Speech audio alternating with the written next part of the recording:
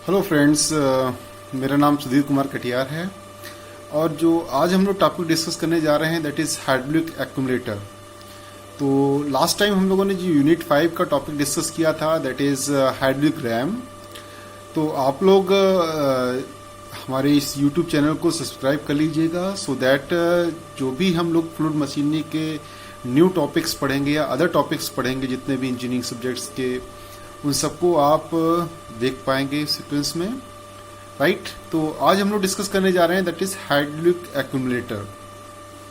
Hydraulic accumulator अगर आप लोग जब किसी क्रेन या लिफ्ट को ऑपरेट होते हुए देखते होंगे तो वहां पर आप लोग देखते होंगे कि जो लिफ्ट है वो राइज कर रही है। तो जो राइज करने में जो सिस्टम यूज किया जाता है वहां पर हाइड्रोलिक एक्यूमुलेटर का ही यूज किया जाता है। जिस तरह हम लोग क्रेन्स में देखते होंगे तो क्रेन में भी क्या होता है, एक हाइड्रोलिक सिस्टम का यूज किया जाता है एंड क्रेन के जो भी प्रेशराइज मूवमेंट होते हैं उनको ऑपरेट करने के लिए हम हाइड्रोलिक एक्यूमुलेटर का यूज करते हैं। तो जैसे कि यहाँ आप लोग डेफिनेशन में देख पा रहे हैं कि hydraulic accumulator is a device is used for storing the energy of liquid in the form of pressure energy. That means हम क्या कर रहे हैं, एनर्जी को स्टोर कर रहे हैं कहीं पर। तो जो हाइड्रोलिक एक्यूमुलेटर वर्क जो वर्ड है आपका बेसिकली ये क्या है, दैट इज हम एनर्जी को स्टोर कर रहे हैं लिक्विड ऑफ ए लिक्विड यहाँ पर हम लोग वाटर यूज करते हैं in the form of pressure energy, alright. तो जो प्रेशर एनर्जी के फॉर्म में हम लोग क्या कर रहे हैं, लिक्विड को स्टोर करेंगे which may be supplied for any sudden और इंटरमीडिएट रिक्वायरमेंट, जिसको हम लोग किसी भी यूज में, जैसे हमने दो एग्जांपल दिया हुआ है, क्रेन में हम लोग यूज कर सकते हैं और हाइड्रोलिक लिफ्ट में जो सबसे ज्यादा पॉपुलर है वहां पर हम लोग इसका यूज कर सकते हैं, ऑलराइट। तो यहां पर हम एक डायग्राम हमारे पास है जिसको हम लोग देखेंगे। इस डायग्राम में आपको नजर आएगा कि how what is the components and how it is work actually, okay, right। तो आप यहाँ पर क्या देख रहे हैं कि यहाँ पर एक हाइड्रोलिक एक्यूमुलेटर का हमने डायग्राम दिखाया हुआ है आपको। इसमें क्या है, देखिए आपका यहाँ पर देखिएगा तो एक फिक्स सिलेंडर है, ऑलराइट। इस फिक्स सिलेंडर के अंदर आपका यहाँ पर वाटर को फिलअप किया जाता है। वाटर जो होता है that is inlet from the pump. It means यहां पर एक पंप लगा होगा, ऑपरेटिंग सिस्टम होगा और पंप के पहले एक वाल्व लगा होगा, राइट।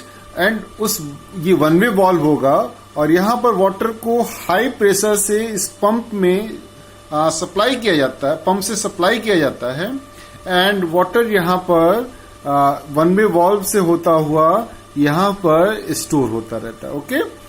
तो और यहां पर क्या है, यहां पर एक आउटलेट है। आउटलेट मीन्स यहां पर अगेन एक वाल्व लगा होगा एंड आउटलेट फिर वाल्व से होता हुआ जहां पर भी यूज करना है उस एप्लीकेशन के लिए हम लोग वाटर को कैरी फॉरवर्ड करते हैं, ओके।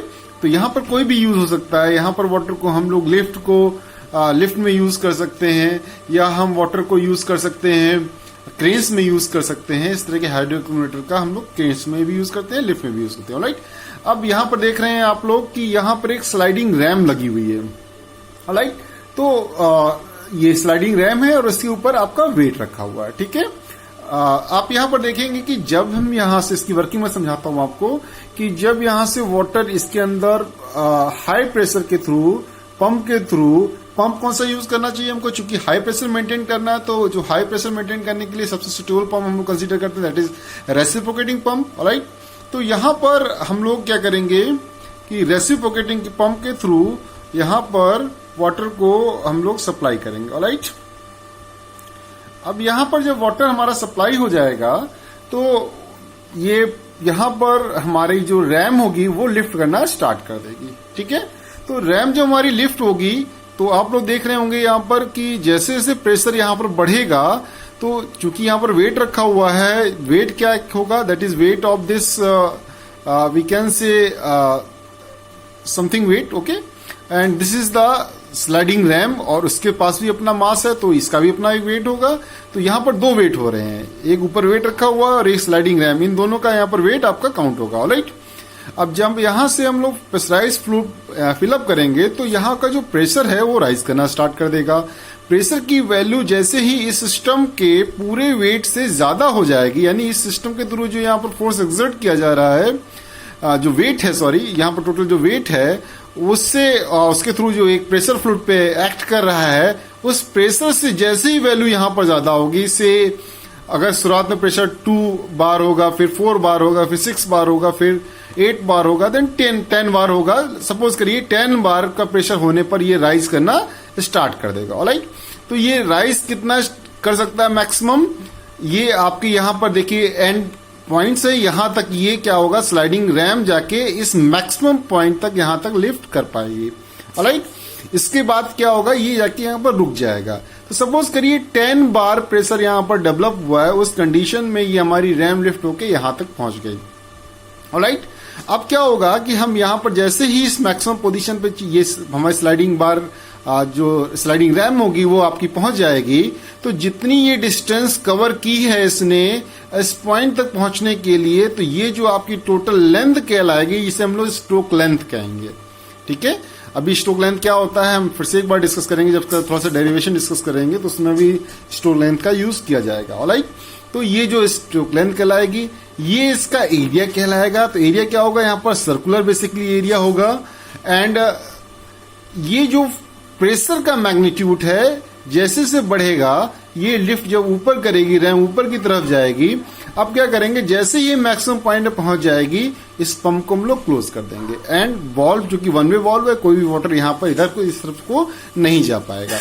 अब यहाँ पर जो प्रेशर का मैग्नीट्यूड होगा से 10 बार है, अगर सपोज करिए, तो इस 10 बार का प्रेशर यहाँ पर मेंटेन रहेगा। ऑलराइट, तो जैसे यहां पर प्रेशर आपका 10 बार मेंटेन है, अब हमें यूज करना है, तो सपोज करिए हमें यूज करने के लिए जो प्रेशर की रिक्वायरमेंट है वो 5 बार है, तो हमने 5 बार पे यहां पर वॉल्व को सेट किया हुआ है।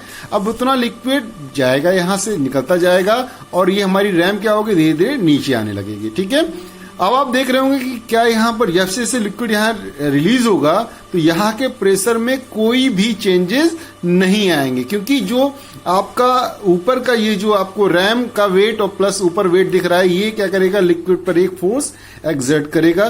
कंटिन्यूसली जो फोर्स होगा उसका मैग्नीट्यूड जितना भी उस टाइम पे से 10 बार मेंटेन है, तो जैसे से हम लिक्विड यहाँ रिलीज करते जाएंगे, इसका प्रेशर जो होगा, जितनी रिक्वायरमेंट है उसके प्रेशर से ज्यादा होगा, तो लिक्विड यहां से यहां तक फ्लो होगा। ऑलराइट, बट इसका प्रेशर कहीं भी डिक्रीज नहीं होगा because of the weight of the sliding ram and weight जो ऊपर रखा हुआ उसकी वजह से। ऑलराइट, तो इसकी वजह से टोटल जो हमारा प्रेशर है यहां पर कांस्टेंट मेंटेन रहेगा, और अगर 5 बार पर सपोज करिए प्रेशर की रिक्वायरमेंट, तो कंटिन्यूसली यहां से 5 बार हमारा सप्लाई होता रहेगा। तो यहां पर आप क्या देख रहे हैं कि यहां पर आप क्या कर रहे हैं, एनर्जी को स्टोर कर रहे हैं। ऑलराइट, और उस एनर्जी का स्टोर जब जब आपको रिक्वायरमेंट है, अपनी रिक्वायरमेंट के हिसाब से हम इसे लेते जा रहे हैं। ऑलराइट, तो इस तरह ये हाइड्रोलिक एक्यूमुलेटर आपका वर्क करता है। ऑलराइट, यहाँ पर आप इसकी डेफिनेशन को भी पढ़ सकते हैं, आप पढ़ सकते हैं। आप जब भी कोई एग्जाम देंगे तो उसके रिगार्डिंग आपको कुछ लैंग्वेज लिखनी पड़ सकती है, उस लैंग्वेज को आप यहाँ से रीड कर सकते हैं। एंड इसके बाद हम लोग क्या देखेंगे कि इसका एक्सप्रेशन क्या है, that is capacity of hydraulic accumulator. Capacity का मतलब क्या होगा, it is defined as the maximum amount of hydraulic energy store in the accumulator. तो कितनी मैक्सिमम एनर्जी एक्यूमुलेटर के अंदर स्टोर कर ली गई, हमें उसको डिटरमाइन करना है। राइट, अब यहां पर देखें, A is the area of sliding ram, मैंने बताया था, that is circular in cross section. L is the stroke length और लिफ्ट ऑफ द रैम, तो जितनी मैक्सिमम आपकी रैम लिफ्ट कर सकती है वो आपकी कहलाएगी स्ट्रोक लेंथ उस समय। Right, P is the intensity of water pressure supplied by the pump. ठीक है, एंड इसके बाद आप देखेंगे that is the W is the weight placed on the ram including the weight of the ram. ठीक है, तो W जो है आपका वेट आपने जितना प्लेस किया हुआ है उसकी वैल्यू होगी।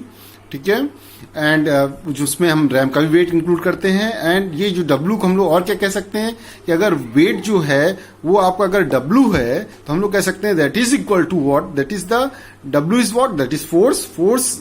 यानी हम कह सकते हैं, यानी प्रेशर इज इक्वल टू क्या होता है, फोर्स अपॉन एरिया, और pressure is equal to force upon area, right, and force equal to क्या हो जाएगा, that is pressure into area. तो हमने उसको P इंटू ए भी लिख दिया है, ठीक है। तो अब हमें वर्क डन निकालना है। तो वर्क डन क्या होगा, किसी चीज का वर्क डन क्या होता है, हम कह सकते हैं कि work done is equal to force into displacement. तो यहां पर क्या दिख रहा है, force work done by the lifting, work done in the lifting of ram is equal to W into lift of the ram, right. तो lift of the ram आपको क्या दिख रहा है, that is L, right, and W is what, that is the weight, that is weight is the जो ऊपर wait रखा गया है plus wait of the ram. तो उसके बराबर यहां पर हमारा W इंटू एल हो जाएगा। तो W को हम लोग क्या लिख सकते हैं, W को हम लोग intensity of pressure into area of RAM लिख सकते हैं। तो P इंटू ए हो जाएगा। अब हमें निकालना है कि जो ये वर्क डन है जो रैम के थ्रू किया गया है वो बेसिकली किसके बराबर है। तो हमने बताया है कि उसके अंदर का जो मैग्नीट्यूड है प्रेशर का वो चेंज नहीं होगा, वो कांस्टेंट रहेगा, क्योंकि कंटिन्यूसली जो रैम, अब एक बार पंप ने रैम को लिफ्ट कर दिया, ओके, अब उसके बाद पंप का काम खत्म, लिफ्ट हो गया, उसके बाद जो वेट ऊपर की तरफ लग रहा होगा लिक्विड पे, और तो आपका इक्वल एंड अपोजिट हमारा जो वेट है लिक्विड पे फोर्स एग्जर्ट कर रहा होगा, उतना ही क्या होगा, आपका लिक्विड पे प्रेशर आपका जनरेट होगा, राइट। तो इसका मतलब हम कह सकते हैं कि वही एनर्जी उसी फॉर्म में स्टोर रहेगी वहां पर, उतना ही प्रेशर स्टोर रहेगा वहां पर। तो हम कह सकते हैं कि work done in the lifting the ram is also the energy store in the accumulator. तो एक्यूमुलेटर में जो एनर्जी है hence and energy store is equal to the capacity of accumulator, उसी को हम लोग कैपेसिटी ऑफ एक्यूमुलेटर कह सकते हैं। इसका मतलब क्या है कि आप देख रहे हैं कि जैसे से अगर हम ऊपर वेट बढ़ा दें सपोज करिए, तो क्या होगा, इंटेंसिटी ऑफ प्रेशर बढ़ता जाएगा। हम इसको ऐसे भी समझ सकते हैं। तो यहाँ पर बट यहाँ पर हम वेट को बढ़ा नहीं रहे हैं, वेट का एक मैग्नीट्यूड रखे हुए हैं एज पर द रिक्वायरमेंट, कि हमको अगर ज्यादा प्रेशर चाहिए तो ज्यादा वेट वहां पर मेंटेन करना पड़ेगा, कम प्रेशर चाहिए तो कम वेट हमको मेंटेन करना पड़ेगा। तो इस तरह हम लोग इस चीज को एडजस्ट करेंगे, राइट। अब यहां पर देखिए, चूंकि हमने कहा work done is equal to what, that is the capacity, that is energy stored, and इसी को हम लोग कहते हैं that is the capacity of accumulator. तो यानी कैपेसिटी ऑफ एक्यूमुलेटर हम लोग क्या कहेंगे, कैपेसिटी ऑफ एक्यूमुलेटर को हम लोग कह सकते हैं work done in the lifting the ram, right. ये उसके बराबर ही होगा। तो कैपेसिटी ऑफ एक्यूमुलेटर कितना अमाउंट ऑफ एनर्जी स्टोर किया है, ये बेसिकली किस पे डिपेंड करेगा, work done in the lifting the ram, right.